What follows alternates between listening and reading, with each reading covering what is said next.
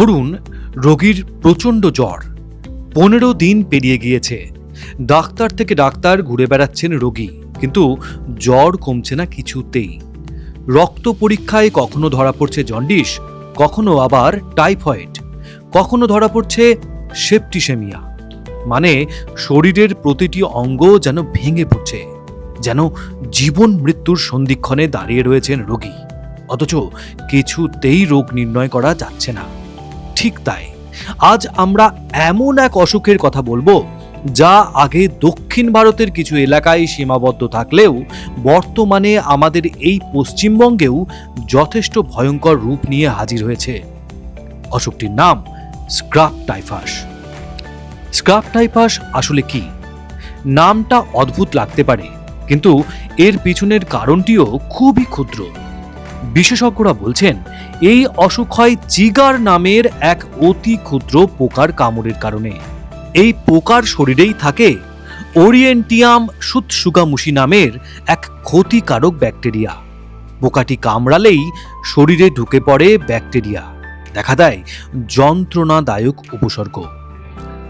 সাধারণত উষ্ণ আর্দ্র আবহাওয়া এবং যেখানে প্রচুর ঝোপঝাড় বা চাষাবাদের জমি আছে সেখানে এই পোকারা বংশবিস্তার করে। যখনই কেউ অসতর্কভাবে ঝোপঝাড়ের ভিতরে কাজ করেন তখনই এই পোকা শরীরে কামড় দেয় এবং রক্তে মিশিয়ে দেয় সেই ক্ষতিকারক ব্যাকটেরিয়া। আর সেখান থেকেই শুরু হয় শরীরের ভেতরে এক অদেখা যুদ্ধ।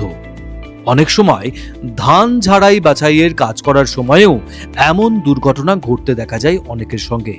সমস্যার বিষয় হলো উপসর্গের মধ্যে মিল থাকায় স্ক্রাব টাইফাসকে অনেকে ডেঙ্গু বা এনসেফ্যালাইটিস ভেবেও বিভ্রান্ত হয়ে পড়েন।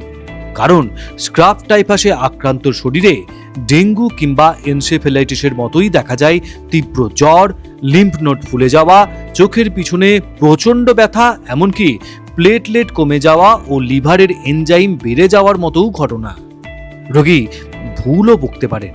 তাই চিকিৎসকরা জানাচ্ছেন ডেঙ্গুর মতো উপসর্গ দেখা দিলেও একবার স্ক্রাব টাইফাসের কথা অবশ্যই ভাবতে হবে। কিভাবে বুঝবেন যে আপনি স্ক্রাব টাইফাসে আক্রান্ত? চিকিৎসকরা বলছেন এই অসুখের সবচেয়ে বড় লক্ষণ হলো এসচার, অর্থাৎ রোগীর শরীরে জ্বর এবং অন্যান্য উপসর্গ ছাড়াও ত্বকে ছোট লালচে র্যাশ বা দাগের মাঝখানে একটি কালো ফোস্কার মতো ডেড টিস্যু বা মৃত কোষের দলা জমে থাকবে। এই এসচারের দেখা পাওয়া যে কোনো চিকিৎসকের কাছেই একটি ইউরেকা মুহূর্ত। এই দাগটি দেখলেই রোগ নির্ণয় করা অনেকটা সহজ হয়ে যায়। তাই দীর্ঘদিন ধরে জ্বর না ছাড়লে এবং অন্যান্য উপসর্গ দেখা দিলে নিজের শরীরকে খুঁটিয়ে দেখুন। কোনো অস্বাভাবিক দাগ বা ক্ষত চোখে পড়লে মোটেই অবহেলা করবেন না। এখন প্রশ্ন একটাই, চিকিৎসা কি? ডাক্তার বাবুরা বলছেন খুব সহজ। সঠিক সময়ে রোগ ধরা পড়লেই অ্যান্টিবায়োটিকের সাহায্যে এই অসুখ সহজেই নিরাময় করা সম্ভব। তাই ভয় পাওয়ার কিছু নেই যদি সময় মতো অসুখ ধরা পড়ে। তবে কথাই আছে রোগ চিকিৎসার চাইতে প্রতিরোধ করা অনেক বেশি জরুরি। তাই মেনে চলুন কতকগুলি নিয়ম। ঝোপঝাড়ে বা চাষের জমিতে কাজ করার সময় ফুল হাতা জামা, ফুল প্যান্ট এবং গাম বুট পরুন। যতটা সম্ভব শরীর ঢেকে রাখুন। বাড়ির চারপাশ পরিষ্কার রাখুন। সবচেয়ে গুরুত্বপূর্ণ বিষয় হলো চিকিৎসকের পরামর্শ ছাড়া কোনো অ্যান্টিবায়োটিক খাবেন না। আবার চিকিৎসকের পরামর্শে অ্যান্টিবায়োটিক খেতে শুরু করলে কোর্স অর্ধেক করে ছেড়েও দেবেন না।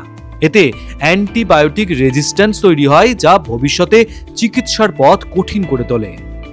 মনে রাখবেন, স্ক্রাব টাইফাস এখন আর অবহেলার বিষয় নয়।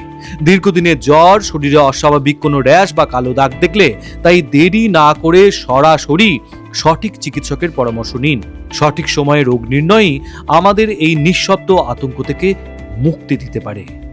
আজই সতর্ক হন, সুস্থ থাকুন। ভিডিওটি শেয়ার করে কাছের মানুষদের সচেতন করতে ভুলবেন না। দেখা হবে পরবর্তী সচেতনতামূলক ভিডিওতে। ফলো করুন বর্তমান।